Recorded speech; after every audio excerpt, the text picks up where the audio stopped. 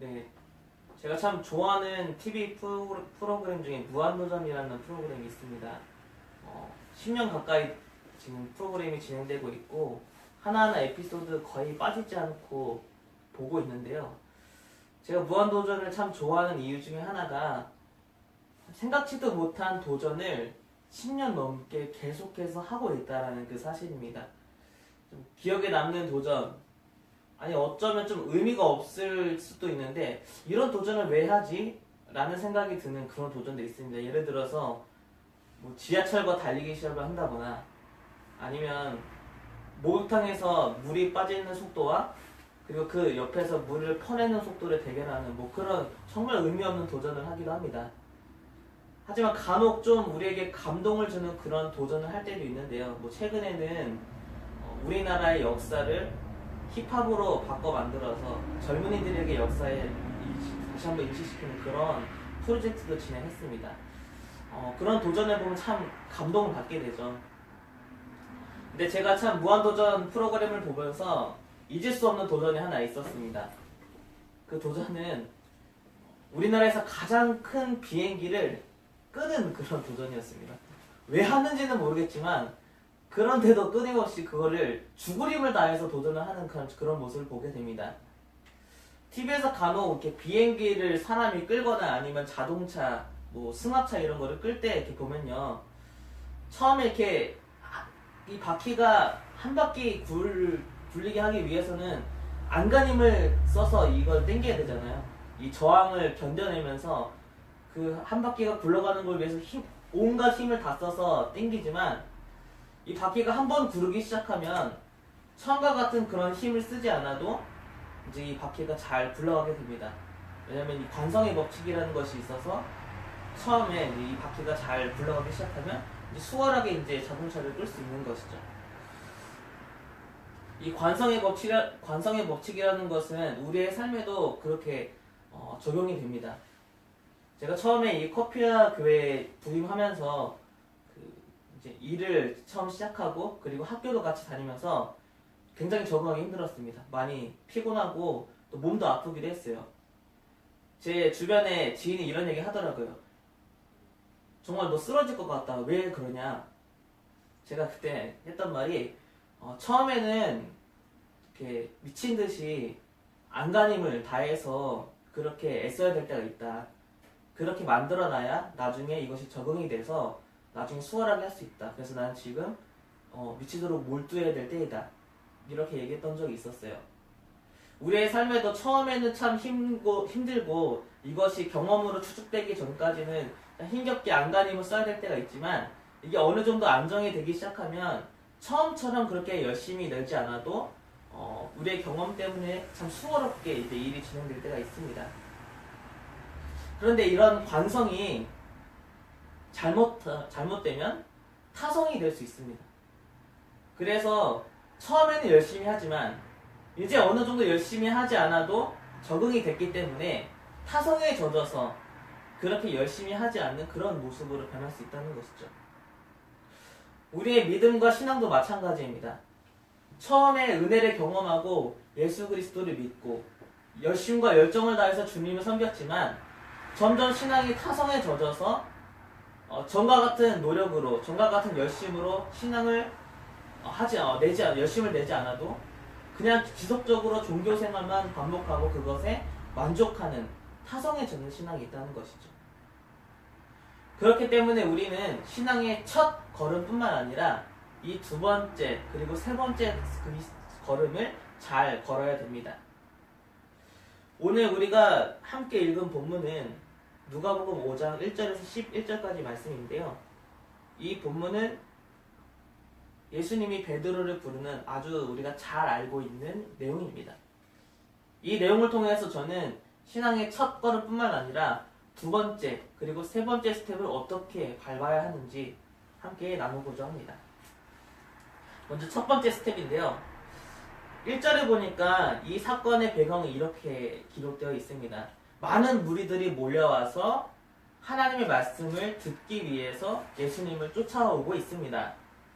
많은 무리들이 예수님을 쫓았던 이유는 뭐 앞에 4장에서 나왔던 내용들처럼 예수님이 이제 공생애를 시작하시면서 하나님 나라에 대한 복음을 가르치시고 그리고 많은 병자들을 고치고 심지어 귀신을 내어 쫓는 그런 모습을 보고 사람들이 예수님에게 호기심 혹은 자신들도 기적을 바래서 여러 가지 이유로 예수님께 말씀을 듣기 위해서 지금 예수님을 쫓아오고 있습니다. 말씀을 듣는 사람들은 참 많습니다. 그런데 말씀을 들으러 모인 이유는 각자 다 천차만별입니다. 어떤 사람은 지적인 즐거움을 위해서, 어떤 깨달음을 위해서 말씀을 듣기도 하고, 또 어떤 사람은 정서적인 안정을 찾기 위해서, 그리고 어떤 사람은 내 어떠한 확신에 분명한 사인을 받기 위해서 말씀을 들으러 올 수도 있습니다. 또 누군가는 어떠한 간절한 바람으로 내 삶의 문제를 놓고 기도하면서 이 문제가 하나님의 뜻 안에서 어떻게 해결될 수 있을까? 이것을 기도하면서 말씀을 듣는 사람들도 있습니다. 여러분들은 하나님의 말씀을 들으러 나오실 때 어떠한 마음가짐을 가지고 말씀을 들으러 오십니까? 그런데요, 순종하고자 말씀을 듣는 사람이 적다는 것이 문제입니다. 오늘 수많은 무리들이 몰려와서 하나님의 말씀을 듣고 있는데요. 사실 오늘의 주인공은 1절에 있는 많은 무리들이 아니라 바로 2절에 있는 지나가는 소리로 말씀을 듣고 있고 지금은 이제 물고기 잡는 것을 다 끝마치고 열심히 그물을 씻고 있었던 베드로와 그리고 그의 친구들, 바로 어부들이 오늘의 주인공입니다. 사람들이 너무 많이 몰렸나봐요. 해변가가 아주 가득 찼습니다. 그래서 예수님은 배를 타고 조금 거리를 두어서 그 배 위에서 말씀을 가르치기 위해서 베드로를 부르고 베드로의 배에 탑니다. 지금 이 호숫가, 바다라고 할 수 있는 이 갈릴리 바닷가에 모여있는 많은 사람들, 아니 모든 사람들은 다 예수님의 말씀을 듣기 위해서 모인 사람들입니다. 그런데 시몬, 그러니까 베드로와 그 친구들은 유일하게 자신들의 삶의 현장이고 그 삶의 현장에 예수님이 찾아오신 겁니다. 말씀을 듣기 위해서 우리는 교회로 와서 그 하나님의 말씀을 듣지만 정작 우리의 삶의 현장에 예수님이 찾아오시는 것을 꺼려한다면, 그리고 우리의 삶의 현장과 우리의 삶의 자리에서 하나님의 말씀을 듣는 것을 꺼려한다면 우리는 변할 수 없습니다. 우리의 삶의 현장과 우리의 삶의 자리에서 진짜 말씀이 시작됩니다. 그 말씀은 아주 간결하고 분명하고 어떤 예화나 설명이 필요 없는 즉각적으로 순종을 요구하는 그런 분명한 말씀입니다. 제가 큐티를 하면서 또 기도를 하면서 저희 가정, 특별히 어머니의 건강과 신앙을 위해서 기도를 하고 그리고 말씀을 듣는데요. 이런 삶의 자리, 제 가정에서 하나님이 주시는 말씀은 분명해요. 어려운 것이 아니에요. 어머니의 손을 잡고 어머니가 들을 수 있도록 소리님 함께 기도하라는 아주 즉각적이고 명료한 말씀입니다. 이 말씀은 순종할 것인가 순종하지 않을 것인가 단 두 가지 선택밖에 없어요. 우리의 삶의 자리, 우리의 가정이나 일터에 찾아오셔서 말씀하시는 하나님 말씀은 너무나 분명합니다. 우리가 그 말씀에 즉각적으로 순종할 것인가 아니면 그 말씀을 따르지 않을 것인가, 바로 그런 것이죠.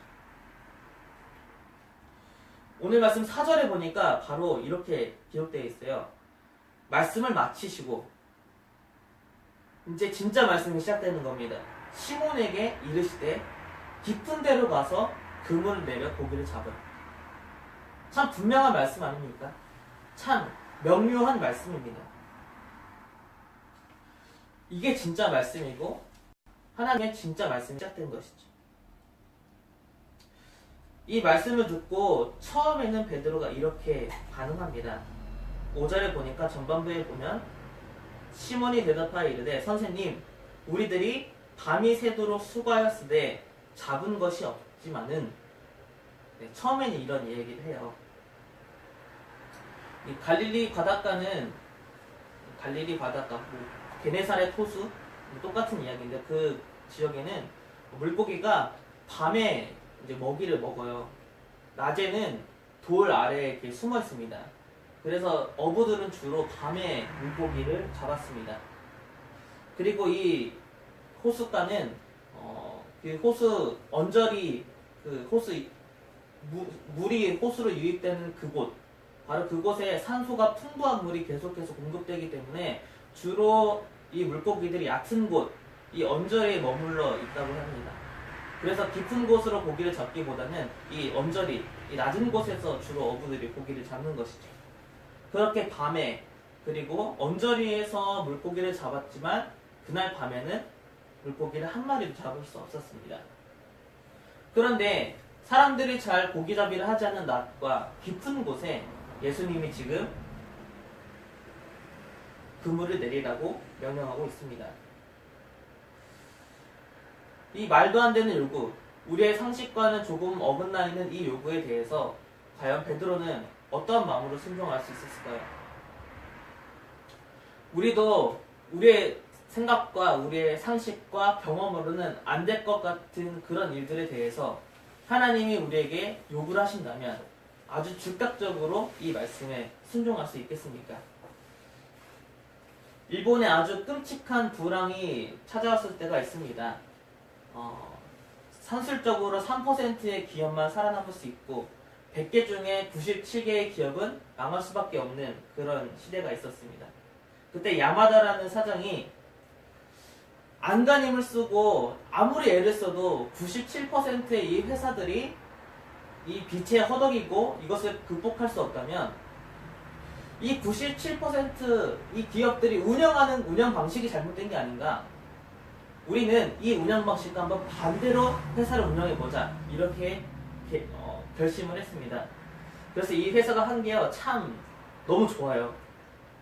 5시에 전 직원이 퇴근하고 연 휴가가 140일. 참 부럽습니다. 그리고 5년마다 해외 여행을 지원해주고 그리고 70세까지 정년 보장, 육아휴직은 3년, 그리고 무조건 전 직원은 정규직입니다. 우리가 기업 사장님 찾아가서 이렇게 하면 성공할 수 있어요. 한번 이렇게 해보세요 라고 이렇게 물어보면 현실적으로 그게 가능하니? 이거 어떻게 하냐? 이렇게 하지 않겠습니까? 이런 요구도 참 말이 안 되는데 하나님이 우리에게 참 우리의 상식과 우리의 한계, 우리의 여러 가지 경험과 전혀 반대되는 일을 요구하신다면 우리가 과연 그 말씀에 순종할 수 있는가? 바로 그것인 것이죠. 처음에는 우리도 그렇게 얘기할 수 있습니다. 베드로처럼 밤이 새도록 수고했지만 잡은 것이 하나도 없습니다. 하나님 이건 안 될 것 같습니다. 하나님 못할 것 같습니다. 이렇게 얘기할 수 있습니다. 하지만 베드로는 후반절에 보면 이렇게 얘기합니다. 내가 말씀에 의지해서 그물을 내리리이다. 말씀에 의지해서. 디트리트 보네포라는 목사님이 이런 이야기를 했습니다. 믿는 자가 순종하고 그리고 순종하는 사람이 믿는 사람이다. 순종하는 믿음이 진짜 믿음입니다. 베드로가 말씀에 의지하여서 그물을 내렸을 때 내 상식이나 한계가 아니라 말씀을 의지해서 그물을 내렸을 때, 즉 순종했을 때 그때 경험하는 은혜는 6절과 7절에 나온 것처럼 힘이 많아서 그물이 찢어지는 것뿐만 아니라 배에 가득 채웠는데 배가 잠길 정도의 우리가 감히 상상할 수 없는 전능하신 하나님의 은혜입니다. 이것은 우리가 감당하지 못할 전능함이고 우리가 다 담을 수도 없는 그런 은혜입니다.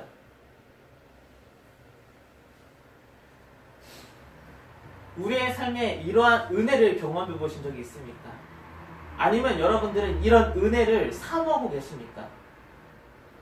내 한계나 아니면 내가 담을 수 있을 정도의 은혜가 아니라 내 한계를 뛰어넘는 내가 다 담을 수조차 없는 그런 은혜를 여러분들은 사모하고 계십니까? 첫 번째 걸음은요 바로 내 한계나 내 경험이나 내가 가지고 있는 이 언저리가 아니라 바로 하나님의 말씀에 순종하여서 그 말씀에 순종하여서 그물을 내리는 것이 첫 번째 스텝이었습니다. 그러면 오늘 본문에서 나오는 두 번째 스텝은 바로 은혜를 받고 나서 하는 행동입니다. 은혜에 머물러 있으면요, 우리는 은혜의 중독자가 됩니다. 그래서 은혜의 한도가 떨어지면, 바꿔 얘기하면 더 이상 그 은혜가 내 인생에 어떠한 감동도 주지 않고 내가 받았던 그 은혜가 나에게 어떠한 감사함도 생기지 않는다면 우리는 점점 신앙에서 멀어지게 되는 것입니다. 그리고 우리는 다시 그런 은혜만을 찾게 되는 거죠. 우리가 은혜에 머물러 있으면 바로 은혜 중독자가 됩니다. 두 번째 스텝은요, 은혜를 받고 나서 한 베드로의 행동입니다.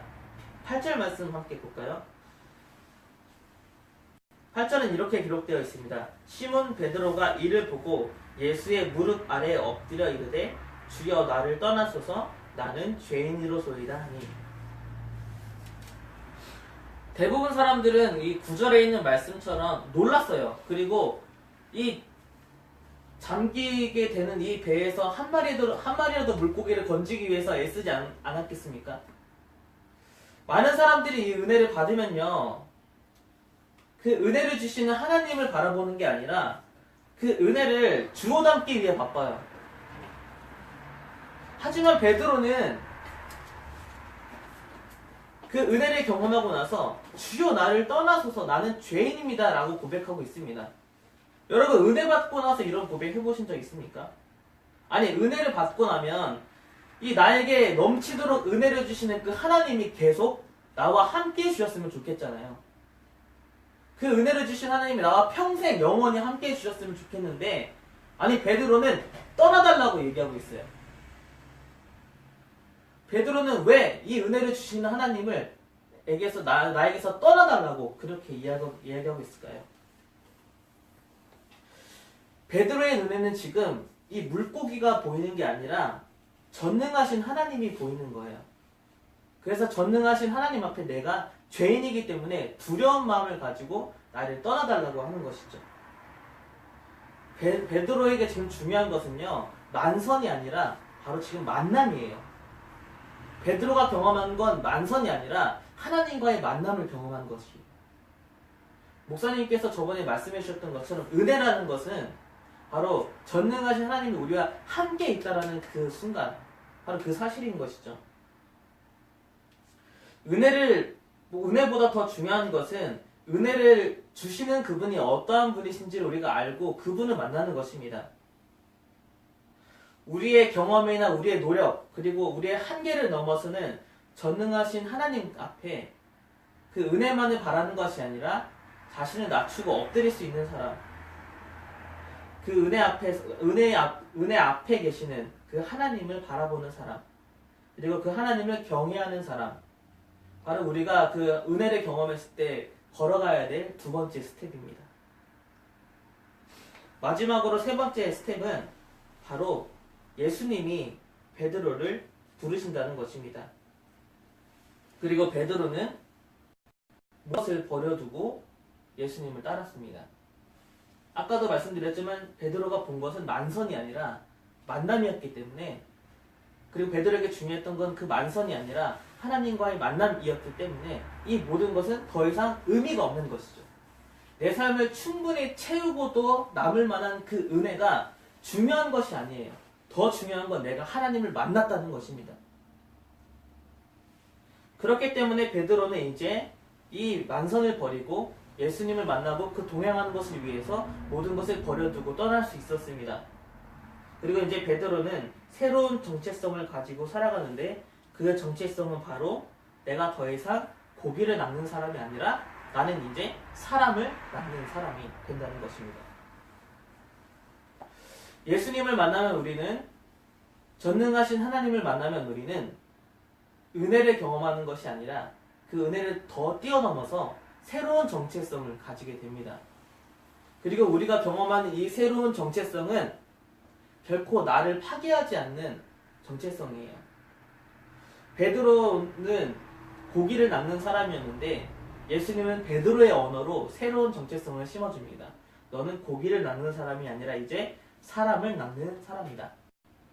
이것처럼 하나님이 우리에게 새롭게 심어주는 정체성은 우리를 파괴하지 않고 우리를 새롭게 하십니다. 만약에 우리가 교사라면 너는 학생을 가르치는 교사지만 너는 이제 하나님의 사람으로 학생을 가르치고 이 학생들을 하나님의 사람으로 세우는 교사가 될 거야. 이런 새로운 정체성이 생기는 것이죠.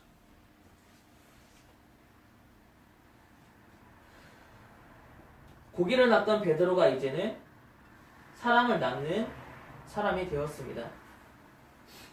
예수 그리스도를 만나서 변화된 우리들은 이제 새로운 정체성을 가지고 살아갑니다. 하나님께서 여러분들에게 주신 새로운 정체성은 무엇입니까? 아니, 여러분들은 이 전능하신 하나님을 한번 만나보셨습니까? 오늘 이 베드로가 예수님을 만난 사건, 신앙의 첫 걸음을 뗀 것뿐만 아니라 두 번째, 세 번째 걸음을 걸었던 베드로의 모습을 보면서 우리들의 신앙을 한번 돌아봤으면 좋겠습니다. 여러분들은 지금 하나님과 함께 이 여정, 이 한 걸음 한 걸음을 걷고 계십니까? 아니면 타성에 젖어서 종교 생활을 반복하고 계십니까? 어느덧 타성에 젖었던 우리의 모습들을 한번 돌아봤으면 좋겠습니다. 말씀을 듣고 예배에는 참석하는 그런 종교 활동에만 머물고 있는 건 아닌지, 아니면 나의 삶의 자리에 찾아오시는 그 하나님 앞에 그 말씀에 순종하고 계시는지, 아니면 우리는 단지 은혜만을 바라고 있는 건 아닌지, 아니면 그 은혜 뒤에 계시는 하나님을 바라보면서 그 하나님이 우리에게 주신 새로운 정체성을 가지고 살아가고 계시는지 한번 우리의 신앙을 돌아보는 그런 하루가 되길 원합니다.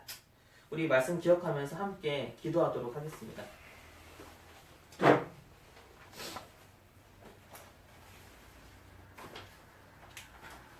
우리 함께 기도했으면 좋겠습니다. 오늘도 우리가 말씀을 들으러 모였지만 이 말씀을 듣는 자리에서 끝나지 않고 이제 우리의 삶의 현장으로 돌아갈 때 그곳에 계신 하나님을 만나길 원합니다. 그리고 그곳에서 우리에게 말씀하시는 그 하나님 말씀에 순종하는 하루를 보내기 원합니다. 처음으로 오늘 하루를 놓고 기도할 때는요, 우리의 삶에 찾아오셔서 우리에게 말씀해 주시고 그 말씀에 순종해서 우리가 하나님의 뜻을 살아갈 수 있도록 먼저 우리 하루를 놓고 우리의 가정과 우리의 일터를 위해서 함께 기도했으면 좋겠습니다. 기도하도록 하겠습니다. 하나님 아버지, 기도합니다. 오늘 우리에게 주신 말씀을 따라서 우리는 말씀을 듣는 자리로 그치지 않고 하나님 말씀을 향하여서 나아가기를 원합니다.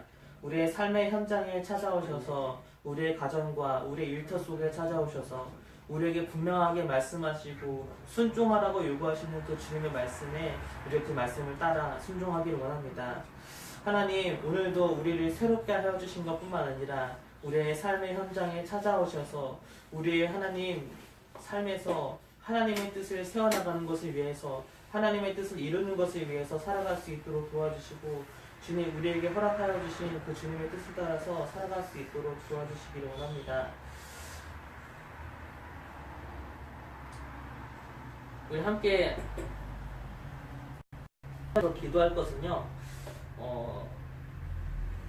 여러분들 새로운 정체성을 가지고 살아가고 계신지를 좀 돌아보셨으면 좋겠습니다. 하나님이 나에게 주신 그 비전과 사명을 위해서 살아가고 계시는지를 돌아봤으면 좋겠고요. 오늘도 하나님께서 내게 주신 이 정체성을 가지고 오늘 하루를 살아갈 수 있도록 그렇게 함께 기도했으면 좋겠습니다. 기도하도록 하겠습니다. 하나님, 우리가 기도합니다. 오늘 우리에게 하나님께서 허락하여 주신 비전과 정체성을 가지고 살아가게 하여 주옵소서.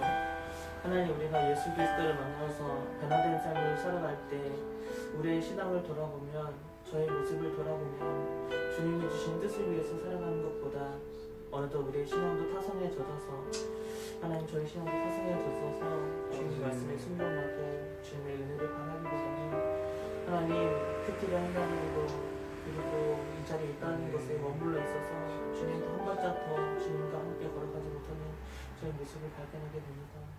하나님, 오늘 주님과 함께 신앙의 여정을 다시 한번 걸어갈 수 있도록 하여 주시고 주님께서 허락하여 주신 오늘 하루, 주님이 허락하여 주신 이 사명을 위하여서 살아갈 수 있도록 하여 주옵소서.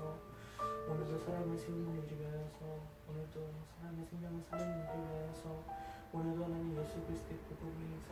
나타나는 일을 위해서 살아갈 수 있도록 도와주시고 하나님 우리도 단지 피를 까는 사람이 아니라 그 속에서 예수 그리스도를 증거하고 그 속에서 예수님을 나타내는 하나님을 보낼 수 있도록 도와주시고 하나님 그러니까 지금 종교 활동과 주님을 따르는 것 없이 그냥 말씀을 듣고 그냥 얘기하는 것으로 그치지 않도록 도와주시고 주님께 순종하는 삶, 주님께 만족하지 않는 삶, 주님의 삶이 아니라 한 발짝 더 나아가서 주님 따르는 신의 여정을 나갈 수 있도록 주님을 도와주셔서 하나님 우리의 삶의 자리에 찾아오셔서 우리의 삶을 주님이 원하시는 삶으로 바꿔가시고 우리의 삶을 주님이 원하는 삶으로 바꿔가시는 그 주님을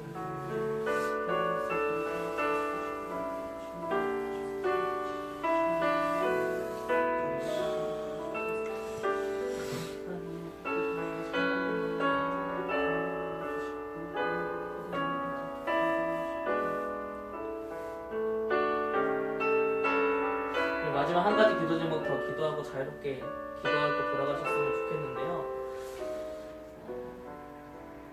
하나님과의 만남과 그리고 그 말씀에 대한 순종 그리고 새로운 정체성을 따라서 우리의 사명을 위해 한 걸음 걸어가는 그런 모습 없이 타성에 젖은 신앙의 모습이 있었다면 그 모습을 다시 한번 돌아보고 주님을 따라서 한 걸음 한 걸음 걸어가는 신앙의 여정을 다시 시작할 수 있도록 기도했으면 좋겠고요. 내 삶에 좀 내 한계를 뛰어넘고 내가 다 담을 수 없는 은혜가 필요하신 분들은 그 은혜를 좀 담고했으면 좋겠습니다. 베드로가 경험했던 것처럼 그런 넘치는 은혜를 내가 다시 경험하길 원하고 그 은혜를 넘어서서 그 은혜를 주시는 전능하신 하나님을 믿고 다시 내 삶을 주님께 드리는 그런 신앙이 좀 회복되었으면 좋겠습니다. 이 기도 제목 가지고 기도하신 후에 각자 가지고 계신 기도 제목 자유롭게 기도하고 돌아가셨으면 좋겠습니다. 함께 기도하도록 하겠습니다.